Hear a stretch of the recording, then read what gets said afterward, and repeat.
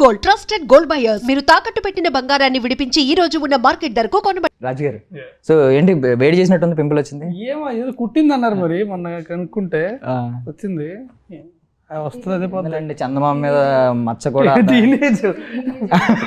అయినా ఏముందండి, చందమామ మీద మచ్చ కూడా అయిపోయి చందమామ మీద మచ్చ కూడా అందమే ఏముంది అసలు. సో బిగినింగ్ డేస్ నుంచి ఐ మీన్ ఉయ్యాల చంపాల నుంచి ఇప్పటి వరకు మరీ అప్పుడు ఎలా ఉన్నారు ఇప్పుడు ఎలా ఉన్నారు అనలేం, కానీ సినిమా చూపిస్తాం మామకి ఎలా ఉన్నారు ఇప్పుడు అలాగే ఉన్నారా అంటాం. ఏంటి మీ రొటీన్ ఏంటి? బికాజ్ ఏంటంటే మీరు ఏదో ఐ మీన్ మామూలుగా చాలామంది హైస్ అన్నీ చూసిన వాళ్ళు ఉంటారు. మీరు హైసు లోసు ఎంత లోకి వెళ్ళారో లాస్ట్ టైం, ఎన్ని దాటారో అనేది కూడా అందరికీ తెలుసు. సో ఏంటి ఇన్నన్నిట్లో కూడా చెక్కు చెదరని మొహం వెనక ఉన్న రహస్యం ఏంటి? నిద్రపోతా, పడుకుంటా, పని చేసుకుంటా. ఏ టైం అయినా పడుకుంటారా? అంటే ఎలాంటి సిచ్యువేషన్స్ మనకు లేదు అంటే చాలా కష్టం మీద నా స్లీప్ సైకిల్ సెట్ చేసుకున్నా. అది షూటింగ్ కోసం తప్ప ఇంక దేనికోసం కూడా మార్చదు. I will sleep early, wake up early. 9:30, 10కి పడుకొని పొద్దున్న 5:30, 6 కల్లా లేచిపోతే అంటే on a day which I'm not working. But basically ఇలాంటి సెన్స్ ఆఫ్ హ్యూమర్ టైమింగ్ ఉన్న వాళ్ళు, ఎక్కువ మీమ్స్ చూసేవాళ్ళు, బయట తిరిగేవాళ్ళు, ఫ్రెండ్స్తో చిచోరేలా ఉన్నవాళ్ళు, ఈ కైండ్ ఆఫ్ థాట్స్ ఉంటాయి. బేసికల్లీ బయట ఉన్న వాళ్ళు అందరం మేము అలాగే తిరుగుతూ ఉంటాం. సో మాకు కొంచెం కామెడీ టైమింగ్ ఉంటుంది కదా. మీ దగ్గర ఉన్న టైమింగ్ చాలా న్యాచురల్గా ఉంటుంది, మీరేమో కొంచెం స్కెడ్యూల్డ్గా ఎలా బ్రతక. నేను బయటికి వెళ్ళను, ఇంట్లో తక్కువ పని ఉంటే తప్ప బయటికి వెళ్ళను. ఇంట్లో ప్రశాంతం కూర్చొని రోజంతా కూడా పుస్తకం చదువుకుంటా, సినిమాలు చూసుకుంటే ఏదైనా చేసుకుంటా. I don't mind. ఏమో మరి అంతే.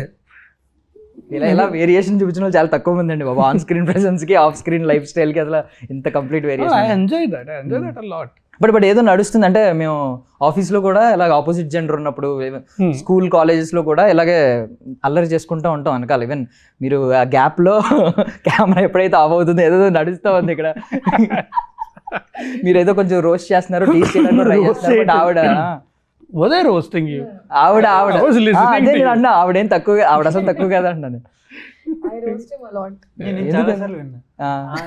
తను రాజుని రోస్ట్ చేయడం చాలా సార్లు తెలియదు. రాజు ఏమేమి చెప్తారని సార్ నాకు తెలియదు. చాలా రోస్ట్ చేస్తారు.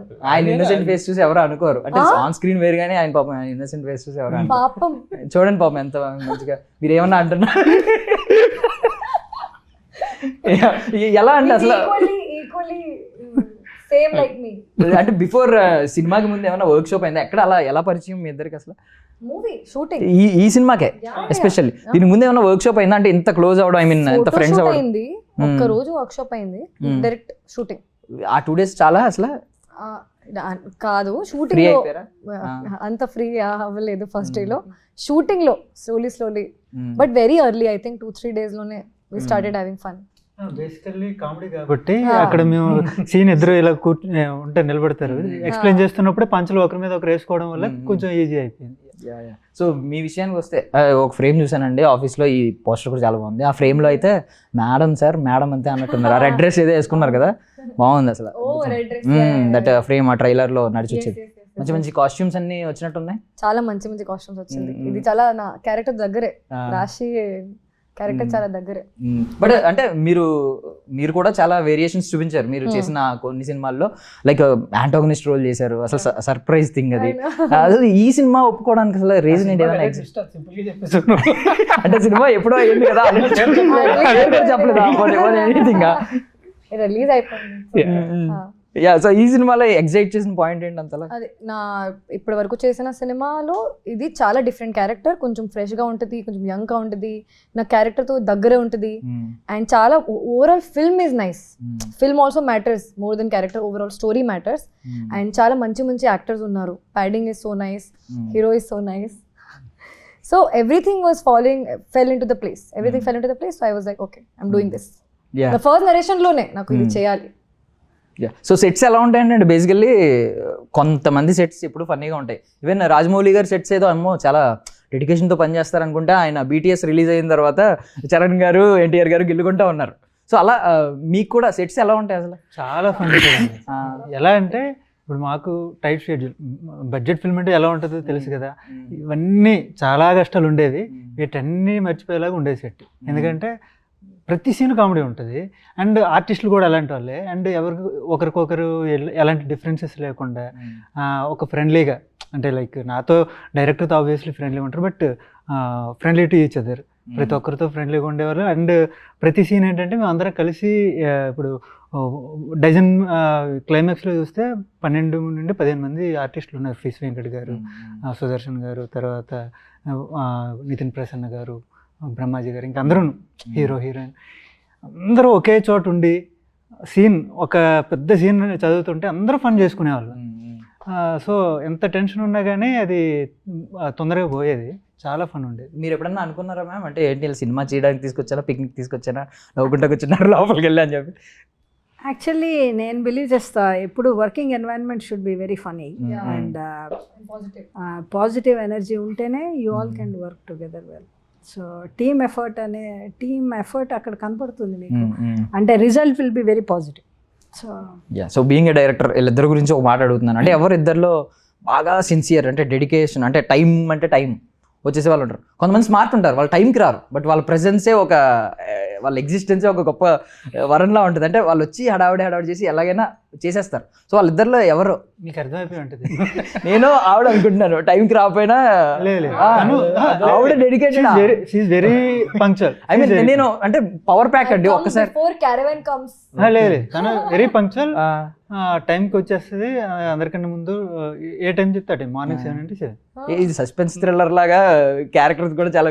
ఇప్పుడు ఈయన లేట్గా వచ్చినా ఒకసారి ధూమ్ధాం చేస్తారా? చక్క వస్తాడు, వచ్చిన వెంటనే ఇంకొక ఏదో తుఫాన్ ఏదో వచ్చేసి అలా వెలిసిపోయినట్టు ఉంటుంది అనమాట. అంటే లేట్గా వచ్చినా లేటెస్ట్గా వస్తాడు. బేసికల్ ఏంటంటే ఆన్ ది వే ఉన్నప్పుడు ఒకసారి సీన్ పంపించి బ్రో అంటాడు, పంపించినాక చదివేయడలే తెలియదు. వచ్చిన తర్వాత పెద్ద సీన్, ఒక్కోసారి చిన్న సీన్ అంటే ఓకే పర్లేదు, తను ఆబ్వియస్లీ ఎక్స్పీరియన్స్లీ, సో ప్రాబ్లం. పెద్ద సీన్ అయితే చదవడం లేదో ఒక టెన్షన్, ఇక్కడేమో షార్ట్ రెడీ ఉంటుంది. వచ్చిన తర్వాత బ్రో ఒకసారి నేను ఎక్స్ప్లెయిన్ చేస్తాను అంటాడు, ఒక పక్క మేకప్ అవుతూ ఉంటుంది, ఇదంతా జరుగుతూ ఉంటుంది, అసలు వింటున్నాడో లేదో నాకు డౌట్. అయితే ఒకసారి అనుకుందాం అంటే చేసేద్దాం రా అంటాడు. నిజంగానే చేసేద్దామా, లేకపోతే ఇదేమన్నా మళ్ళీ అంతా సెట్ చేసుకున్నాక మళ్ళీ మధ్యలో కట్ చెప్పి మళ్ళీ ఎక్స్ప్లెయిన్ చేయాల్సి వస్తుందేమో నా టెన్షన్. చూస్తే మొత్తం 5 పేజీల సీన్ చక్క చెప్పించు, ఒకవేళ డైలాగ్ క్లోజ్ పెట్టామంటే మొత్తం అయిపోద్ది, ఒకే సింగిల్ గోలో పోతుంది. అలా నాకు 2 సార్లు 3 సార్లు అయ్యాక ఇంకా అడగడం మానేసి కాన్ఫిడెన్స్, ఒక పెద్ద సీన్ ఉన్న తను ఉన్నాడంటే అయిపోద్ది. ఇంప్రూవైజేషన్ ఏమైనా చేస్తా ఉంటారా? ఆన్ స్పాట్ అందరూ కామెడీకి యాక్సెస్ ఉంటుందా? కామెడీకి తన మెమరీ కనీసం డజన్ టైమ్స్ నేను కాంప్లిమెంట్ ఇచ్చి ఉంటాను సెట్లో. ఎలా గుర్తుంటుంది నీకు? నేను పుల్లారావు గారు అని మా కో డైరెక్టర్ ఉంటారు, ఆయన ఇద్దరు ఏంటి సార్ అని ఆశ్చర్యపోయేవాళ్ళు, అంత మెమరీ, చాలా యూ విల్ బి సర్ప్రైజ్డ్. ఇంకా కామెడీ అంటే ఇంప్రూవైజేషన్ అంటే అందరూ చేసేవాళ్ళు, ఎవ్రీవన్, ఈవెన్ ఇంక్లూడింగ్ సార్ నేను ఇది చెప్పొచ్చా అంటే అంటే మనకి ఇమ్మీడియట్గా ఓకే పడుతుందా లేదా అర్థం అయిపోద్ది కదా, మన ఆ క్యారెక్టర్ పరిధిలో ఉంది అంటే ఓకే చెప్పేసే అంట. అలా అందరికీ ఫ్రీడమ్ ఉంది, అందరూ బాగా ఇంప్రూవైజ్ చేశారు. ఒక్కొక్కసారి ఇప్పుడు నేను సుదర్శన్ అందరూ ఉన్నప్పుడు ఫ్లోలో sometimes we get carried away, కొంచెం ఎటు వెళ్ళిపోతుంటే అప్పుడు బ్రో అక్కడ దాకా ఇక్కడ దాకా చాలు. ఇప్పుడు సుదర్శన్ ఉన్నాడంటే అతను ఖచ్చితంగా ఏదో ఒకటి చెప్పేవాడు, అందులో 90% హెల్ప్ అయ్యేది. కొన్ని హిలేరియస్గా పెళ్ళయ్యాయి కూడా, అది తర్వాత సినిమా రిలీజ్ అయ్యి అంతా అయిపోయినాక కూడా చెప్తే అది చాలా హెల్ప్ అయ్యేది. అంటే అలా అందరూ ప్రతి ఒక్కరూ ఇంప్రూవ్ చేసేవారు. సో ఎంత